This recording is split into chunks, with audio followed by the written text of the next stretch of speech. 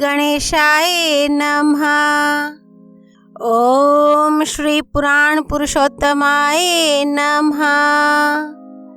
श्री शिव पुराण संहिता 1 विधेश्वर संहिता अध्याय 17 षडलिंग स्वरूप प्रणव का महात्म्य, उसके सूक्ष्म रूप ओंकार और स्थूल रूप पंचाक्षर मंत्र का विवेचन, उसके जप की विधि एवं महिमा, कार्य ब्रह्म के लोकों से लेकर कारण रुद्र के लोकों तक का विवेचन करके कालातीत पंचावरण विशिष्ट शिव लोक के अनिर्वचनीय वैभव का निरूपण तथा शिव भक्तों के सत्कार की महत्ता। ऋषि बोले, प्रभो महामुने, आप हमारे लिए कर्मशः षडलिंग स्वरूप प्रणव का महात्म्य तथा शिव भक्त के पूजन का प्रकार बताइए। सूत जी ने कहा, महर्षियों, आप लोग तपस्या के धनी हैं। आपने यह बड़ा सुंदर प्रश्न उपस्थित किया है, किंतु इसका ठीक ठीक उत्तर महादेव जी ही जानते हैं, दूसरा कोई नहीं। तथापि भगवान शिव की कृपा से ही मैं इस विषय का वर्णन करूंगा। वे भगवान शिव हमारी और आप लोगों की रक्षा का भारी भार बारंबार स्वयं ही ग्रहण करें। प्र नाम है प्रकृति से उत्पन्न संसार रूपी महासागर का। प्रणव इससे पार करने के लिए दूसरी नाव है, इसलिए इस ओंकार को प्रणव की संज्ञा देते हैं। ओंकार अपने जप करने वाले साधकों से कहता है, प्रपंच नहीं है, वह तुम लोगों के लिए। अतः इस भाव को लेकर भी ज्ञानी पुरुष ओम को प्रणव नाम से जानते हैं। इसका दूसरा भाव यूं है, प्रकृषेण न नयेत व युष्मान मोक्षम इति वा प्रणवा, अर्थात ये तुम सब उपासकों को बलपूर्वक मोक्ष तक पहुंचा देगा। इस अभिप्राय से भी इसे ऋषि मुनि प्रणव कहते हैं। अपना जप करने वाले योगियों के तथा अपने मंत्र की पूजा करने वाले उपासक के समस्त कर्मों का नाश करके यह दिव्य नूतन ज्ञान देता है, इसलिए भी इसका नाम प्रणव है। उन माया रहित महेश्वर को ही नव अर्थात नूतन कहते हैं। वे परमात्मा प्रकृष्ट रूप से नव अर्थात शुद्ध स्वरूप हैं, इसलिए प्रणव कहलाते हैं। प्रणव साधक को नव अर्थात नवीन शिव स्वरूप कर देता है, इसलिए भी विद्वान पुरुष उसे प्रणव के नाम से जानते हैं, अथवा प्रकृष्ट रूप से नव दिव्य परमात्म ज्ञान प्रकट करता है, इसलिए वह प्रणव है। प्रणव के दो भेद बताए गए हैं, स्थूल और सूक्ष्म। एक अक्षर रूप जो ओम है, उसे सूक्ष्म प्रणव जानना चाहिए, और नमः शिवाय इस 5 अक्षर वाले मंत्र को स्थूल प्रणव समझना चाहिए। जिसमें 5 अक्षर व्यक्त नहीं है वह सूक्ष्म है, और जिसमें 5 अक्षर सुस्पष्ट रूप से व्यक्त है वह स्थूल है। जीवन मुक्त पुरुष के लिए सूक्ष्म प्रणव के जप का विधान है, वही उसके लिए समस्त साधनों का सार है।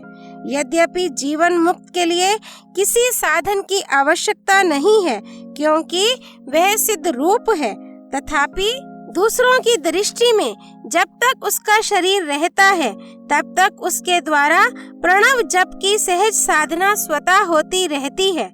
वह अपनी देह का विलय होने तक सूक्ष्म प्रणव मंत्र का जप और उसके अर्थभूत परमात्म तत्व का अनुसंधान करता रहता है। जब शरीर नष्ट हो जाता है तब वह पूर्ण ब्रह्म स्वरूप शिव को प्राप्त कर लेता है। यह सुनिश्चित बात है। जो अर्थ का अनुसंधान ना करके केवल मंत्र का जप करता है, उसे निश्चय ही योग की प्राप्ति होती है। जिसने 36 करोड़ मंत्र का जप कर लिया हो, उसे अवश्य ही योग प्राप्त हो जाता है। सूक्ष्म प्रणव के भी ह्रस्व और दीर्घ के भेद से 2 रूप जानने चाहिए। अकार, उकार, मकार, बिंदु, नाद, शब्द, काल और कला, इनसे युक्त जो प्रणव है उसे दीर्घ प्रणव कहते हैं। वह योगियों के ही हृदय में स्थित होता है। मकार पर्यंत जो ओम है वह अ, उ, म इन 3 तत्वों से युक्त है। इसी को ह्रस्व प्रणव कहते हैं। अ शिव है, उ शक्ति है और मकार इन दोनों की एकता है। वह त्रितत्व रूप है। ऐसा समझकर ह्रस्व प्रणव का जप करना चाहिए। जो अपने समस्त पापों का क्षय करना चाहते हैं उनके लिए इस ह्रस्व प्रणव का जप अत्यंत आवश्यक है। पृथ्वी, जल, तेज, वायु और आकाश ये 5 भूत तथा शब्द, स्पर्श आदि इनके 5 विषय, ये सब मिलकर 10 वस्तुएं मनुष्यों की कामना के विषय हैं। इनकी आशा मन में लेकर जो कर्मों के अनुष्ठान में संलग्न होते हैं वे 10 प्रकार के पुरुष प्रवृत्त अथवा प्रवृत्ति मार्गी कहलाते हैं, तथा जो निष्काम भाव से शास्त्र विहित कर्मों का अनुष्ठान करते हैं वे निवृत्त अर्थात निवृत्ति मार्गी कहे गए हैं। प्रवृत्त पुरुषों को ह्रस्व प्रणव का ही जप करना चाहिए और निवृत्त पुरुषों को दीर्घ प्रणव का। विहार्थियों तथा अन्य मंत्रों के आदि में इच्छानुसार शब्द और कला से युक्त प्रणव का उच्चारण करना चाहिए। वेद के आदि में और दोनों संध्याओं की उपासना के समय भी ओंकार का उच्चारण करना चाहिए। प्रणव का 9 करोड़ जप करने से मनुष्य शुद्ध हो जाता है। फिर 9 करोड़ का जप करने से वह पृथ्वी तत्व पर विजय पा लेता है। तत्पश्चात पुनः 9 करोड़ का जप करके वह जल तत्व को जीत लेता है। पुनः 9 करोड़ जप से अग्नि तत्व पर विजय पाता है। तदनंतर फिर 9 करोड़ का जप करके वह वायु तत्व पर विजयी होता है। फिर 9 करोड़ के जप से आकाश को अपने अधिकार में कर लेता है। इसी प्रकार 9 करोड़ का जप करके वह कर्मशः गंध, रस, रूप, स्पर्श और शब्द पर विजय पाता है। इसके बाद फिर 9 करोड़ का जप करके अहंकार को भी जीत लेता है। इस तरह 108 करोड़ प्रणव का जप करके उत्कृष्ट बोध को प्राप्त हुआ पुरुष शुद्ध योग का लाभ करता है। शुद्ध योग से युक्त होने पर वह जीवन मुक्त हो जाता है, इसमें संशय नहीं है। सदा प्रणव का जप और प्रणव रूपी शिव का ध्यान करते करते समाधि में स्थित हुआ महायोगी पुरुष साक्षात शिव ही है, इसमें संशय नहीं है। पहले अपने शरीर में प्रणव के ऋषि, छंद और देवता आदि का न्यास करके फिर जप आरंभ करना चाहिए। आकार आदि मात्रिका वर्णों से युक्त प्रणव का अपने अंगों में न्यास करके मनुष्य ऋषि हो जाता है। मंत्रों के 10 विध संस्कार, मात्रिका न्यास तथा षड्ध्वज शोधन आदि के साथ संपूर्ण न्यास फल उसे प्राप्त हो जाता है। प्रवृत्ति तथा प्रवृत्ति निवृत्ति से मिश्रित भाव वाले पुरुषों के लिए स्थूल प्रणव का जप ही अभिष्ट साधक होता है। क्रिया, तप और जप के योग से शिव योगी 3 प्रकार के होते हैं, जो कर्मशः क्रिया योगी, तप योगी और जप योगी कहलाते हैं। जो धन आदि वैभवों से पूजा सामग्री का संचय करके हाथ आदि अंगों से नमस्कार आदि क्रिया करते हुए इष्ट देव की पूजा में लगा रहता है, वह क्रिया योगी कहलाता है। पूजा में संलग्न रहकर जो परिमित भोजन करता, बाह्य इंद्रियों को जीतकर वश में किए रहता और मन को भी वश में करके परद्रोह आदि से दूर रहता है, वह तपोयोगी कहलाता है। इन सभी सद्गुणों से युक्त होकर जो सदा शुद्ध भाव से रहता तथा समस्त काम आदि दोषों से रहित हो शांत चित्त से निरंतर जप किया करता है, उसे महात्मा पुरुष जप योगी मानते हैं। जो मनुष्य 16 प्रकार के उपचारों से शिव योगी महात्माओं की पूजा करता है, वह शुद्ध होकर सालोक्य आदि के क्रम से उत्तरोत्तर उत्कृष्ट मुक्ति को प्राप्त कर लेता है। द्विजो, अब मैं जप योग का वर्णन करता हूँ, तुम सब लोग ध्यान देकर सुनो। तपस्या करने वाले के लिए जप का उपदेश किया गया है, क्योंकि वह जप करते करते अपने आप को सर्वथा शुद्ध निष्पाप कर लेता है। ब्राह्मणों, पहले नमः पद हो, उसके बाद चतुर्थी विभक्ति में शिव शब्द हो तो पंच तत्वात्मक नमः शिवाय मंत्र होता है।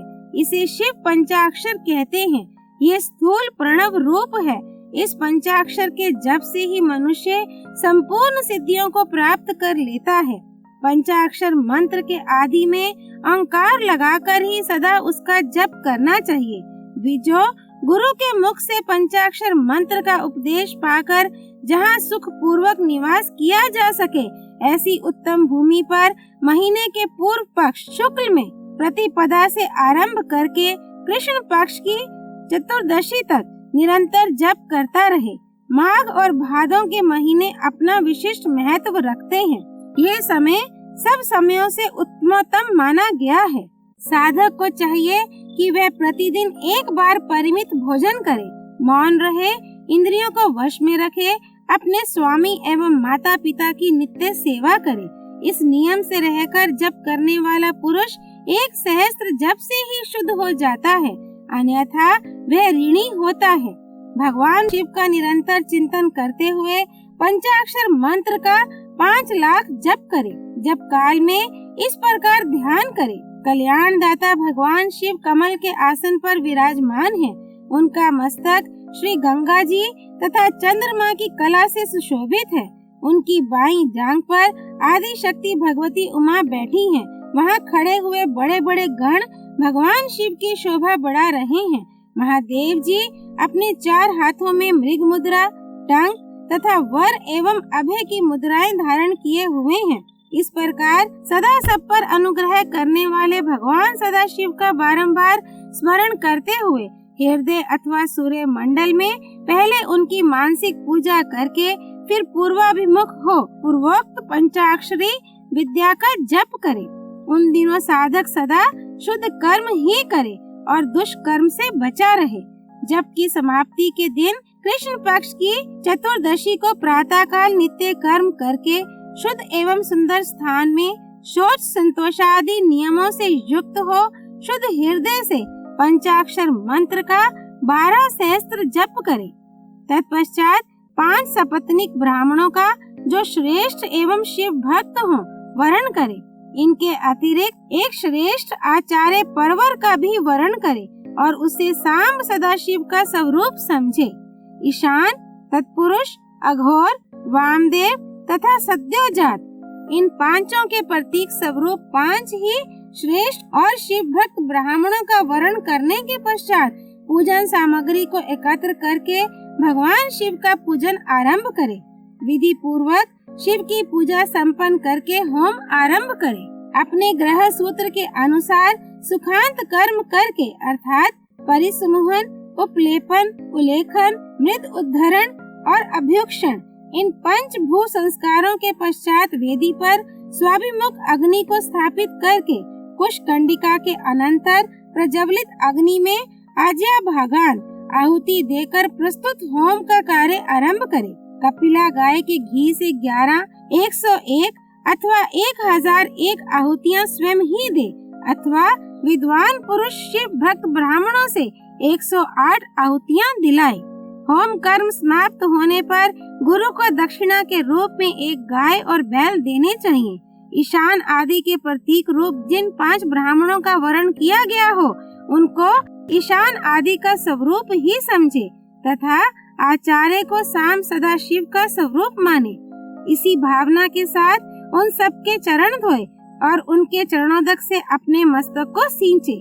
ऐसा करने से वह साधक अगणित तीर्थों में तत्काल स्नान करने का फल प्राप्त कर लेता है। उन ब्राह्मणों को भक्ति पूर्वक दशांश अन्न देना चाहिए। गुरु पत्नी को पराशक्ति मानकर उनका भी पूजन करे। ईशानादि क्रम से उन सभी ब्राह्मणों का उत्तम अन्न से पूजन करके अपने वैभव विस्तार के अनुसार रुद्राक्ष, वस्त्र, बड़ा और पुआ आदि अर्पित करे। तदनंतर दिक्पाल आदि को बलि देकर ब्राह्मणों को भरपूर भोजन कराए। इसके बाद देवेश्वर शिव से प्रार्थना करके अपना जप समाप्त करे। इस प्रकार पुरुष चरण करके मनुष्य उस मंत्र को सिद्ध कर लेता है। फिर 5 लाख जप करने से समस्त पापों का नाश हो जाता है। तदनंतर पुनः 5 लाख जप करने पर अतल से लेकर सत्य लोक तक 14 भुवनों पर कर्मशः अधिकार प्राप्त हो जाता है। यदि अनुष्ठान पूर्ण होने के पहले बीच में ही साधक की मृत्यु हो जाए तो वह परलोक में उत्तम भोग भोगने के पश्चात पुनः पृथ्वी पर जन्म लेकर पंचाक्षर मंत्र के जप का अनुष्ठान करता है। समस्त लोकों का ऐश्वर्य पाने के पश्चात वह मंत्र को सिद्ध करने वाला पुरुष यदि पुनः 5 लाख जप करे तो उसे ब्रह्मा जी का सामीप्य प्राप्त होता है। पुनः 5 लाख जप करने से सारूप्य नामक ऐश्वर्य प्राप्त होता है। 100 लाख जप करने से वह साक्षात ब्रह्मा के समान हो जाता है। इस तरह कार्य ब्रह्म हिरण्यगर्भ का सायुज्य प्राप्त करके वह उस ब्रह्मा का परलय होने तक उस लोक में यथेष्ट भोग भोगता है। फिर दूसरे कल्प का आरंभ होने पर वह ब्रह्मा जी का पुत्र होता है। उस समय फिर तपस्या करके दिव्य तेज से प्रकाशित हो वह कर्मशः मुक्त हो जाता है। पृथ्वी आदि कार्य स्वरूप भूतों द्वारा पाताल से लेकर सत्य लोक पर्यंत ब्रह्मा जी के 14 लोक कर्मशः निर्मित हुए हैं। सत्य लोक से ऊपर क्षमा लोक तक जो 14 भुवन हैं, वे भगवान विष्णु के लोक हैं। क्षमा लोक से ऊपर शुचि लोक पर्यंत 28 भुवन स्थित हैं। शुचि लोक के अंतर्गत कैलाश में प्राणियों का संहार करने वाले रुद्रदेव विराजमान हैं। शुचि लोक से ऊपर अहिंसा लोक पर्यंत 56 भुवनों की स्थिति है। अहिंसा लोक का आश्रय लेकर जो ज्ञान कैलाश नामक नगर शोभा पाता है, उसमें कार्यभूत महेश्वर सबको अदृश्य करके रहते हैं। अहिंसा लोक के अंत में काल चक्र की स्थिति है। यहाँ तक महेश्वर के विराट स्वरूप का वर्णन किया गया। वहीं तक लोकों का तिरोधान अथवा लय होता है।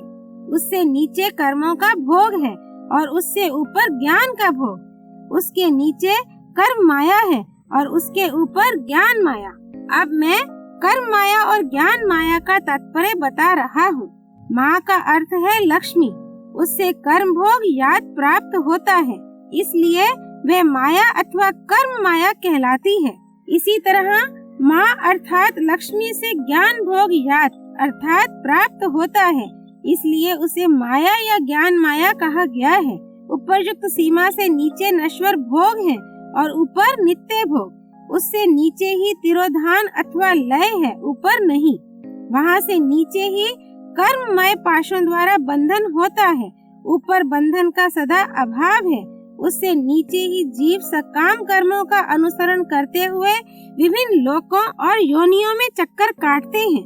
उससे ऊपर के लोकों में निष्काम कर्म का ही भोग बताया गया है। बिंदु पूजा में तत्पर रहने वाले उपासक वहाँ से नीचे के लोकों में ही घूमते हैं। उसके ऊपर तो निष्काम भाव से शिवलिंग की पूजा करने वाले उपासक ही जाते हैं।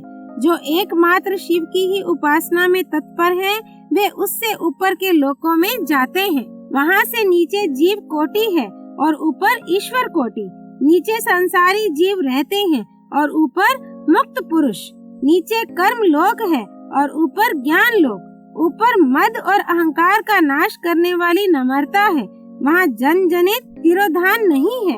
उसका निवारण किए बिना वहाँ किसी का प्रवेश संभव नहीं है। इस प्रकार तिरोधान का निवारण करने से वहाँ ज्ञान शब्द का अर्थ ही प्रकाशित होता है। आदि भौतिक पूजा करने वाले लोग उससे नीचे के लोकों में ही चक्कर काटते हैं। जो आध्यात्मिक उपासना करने वाले हैं, वे ही उससे ऊपर को जाते हैं। जो सत्य, अहिंसा आदि धर्मों से युक्त हो भगवान शिव के पूजन में तत्पर रहते हैं, वे काल चक्र को पार कर जाते हैं। काल चक्रेश्वर की सीमा तक जो विराट महेश्वर लोक बताया गया है, उससे ऊपर वृषभ के आकार में धर्म की स्थिति है। वह ब्रह्मचार्य का मूर्तिमान रूप है। उसके सत्य, शौच, अहिंसा और दया ये 4 पाद हैं। वह साक्षात शिवलोक के द्वार पर खड़ा है। क्षमा उसके सींग है, शम कान है। वह वेद ध्वनि रूपी शब्द से विभूषित है। आस्तिकता उसके दोनों नेत्र हैं। विश्वास ही उसकी श्रेष्ठ बुद्धि एवं मन है। क्रिया आदि धर्म रूपी जो वृषभ हैं, वे कारण आदि में स्थित हैं, ऐसा जानना चाहिए। उस क्रिया रूप वृषभाकार धर्म पर कालातीत शिव आरूढ़ होते हैं। ब्रह्मा, विष्णु और महेश्वर की जो अपनी अपनी आयु है, उसी को दिन कहते हैं। जहाँ धर्म रूपी वृषभ की स्थिति है, उससे ऊपर न दिन है न रात्रि, वहाँ जन्म मरण आदि भी नहीं है। वहाँ फिर से कारण स्वरूप ब्रह्मा के कारण सत्य लोक पर्यंत 14 लोक स्थित हैं, जो 5 भौतिक गंध आदि से परे हैं। उनकी सनातन स्थिति है। सूक्ष्म गंध ही उनका स्वरूप है। उनसे ऊपर फिर कारण रूप विष्णु के 14 लोक स्थित हैं। उनसे भी ऊपर फिर कारण रूपी रुद्र के 28 लोकों की स्थिति मानी गई है। फिर उनसे भी ऊपर कारणेश शिव के 56 लोक विद्यमान हैं। तदनंतर शिव सम्मत ब्रह्मचर्य लोक है और वहीं 5 आवरणों से युक्त ज्ञान में कैलाश है, जहाँ 5 मंडलों, 5 ब्रह्म कलाओं और आदि शक्ति से संयुक्त आदिलिंग प्रतिष्ठित है। उसे परमात्मा शिव का शिवालय कहा गया है। वहीं पराशक्ति से युक्त परमेश्वर शिव निवास करते हैं। वे सृष्टि, पालन, संहार, तिरोभाव और अनुग्रह इन 5 कृत्यों में प्रवीण है। उनका श्री विग्रह सच्चिदानंद स्वरूप है। वे सदा ध्यान रूपी धर्म में ही स्थित रहते हैं और सदा सब पर अनुग्रह किया करते हैं। वे स्वात्मा राम हैं और समाधि रूपी आसन पर आसीन हो नित्य विराजमान होते हैं। कर्म एवं ध्यान आदि का अनुष्ठान करने से कर्मशः साधन पथ में आगे बढ़ने पर उनका दर्शन साध्य होता है। नित्य नैमित्तिक आदि कर्मों द्वारा देवताओं का यजन करने से भगवान शिव के समाराधन कर्म में मन लगता है। क्रिया आदि जो शिव संबंधी कर्म है, उनके द्वारा शिव ज्ञान सिद्ध करे। जिन्होंने शिव तत्व का साक्षात्कार कर लिया है अथवा जिन पर शिव की कृपा दृष्टि पड़ चुकी है, वे सब मुक्त ही हैं। इसमें संशय नहीं है। आत्म स्वरूप से जो स्थिति है वही मुक्ति है। एकमात्र अपने आत्मा में रमण या आनंद का अनुभव करना ही मुक्ति का स्वरूप है। जो पुरुष क्रिया, तप, जप, ज्ञान और ध्यान रूपी धर्मों में भली भांति स्थित है, वह शिव का साक्षात्कार करके स्वात्मा रामत्व रूप मोक्ष को भी प्राप्त कर लेता है। जैसे सूर्य देव अपनी किरणों से अशुद्धि को दूर कर देते हैं, उसी प्रकार कृपा करने में कुशल भगवान शिव अपने भक्त के अज्ञान को मिटा देते हैं। अज्ञान की निवृत्ति हो जाने पर शिव ज्ञान स्वतः प्रकट हो जाता है। शिव ज्ञान से अपना विशुद्ध स्वरूप आत्मा रामत्व प्राप्त होता है और आत्मा रामत्व की सम्यक सिद्धि हो जाने पर मनुष्य कृत्य हो जाता है। इस तरह यहाँ जो कुछ बताया गया है वह पहले मुझे गुरु परंपरा से प्राप्त हुआ था। तत्पश्चात मैंने पुनः नंदीश्वर के मुख से इस विषय को सुना था। नंदी स्थान से परे जो स्वसंवेद्य शिव वैभव है, उसका अनुभव केवल भगवान शिव को ही है। साक्षात शिव लोक के उस वैभव का ज्ञान सबको शिव की कृपा से ही हो सकता है, अन्यथा नहीं, ऐसा आस्तिक पुरुषों का कथन है। साधक को चाहिए कि वह 5 लाख जप करने के पश्चात भगवान शिव की प्रसन्नता के लिए महाअभिषेक एवं नैवेद्य निवेदन करके शिव भक्तों का पूजन करे। भक्त की पूजा से भगवान शिव बहुत प्रसन्न होते हैं। शिव और उनके भक्त में कोई भेद नहीं है, वह साक्षात शिव स्वरूप ही है। शिव स्वरूप मंत्र को धारण करके वह शिव ही हो गया रहता है।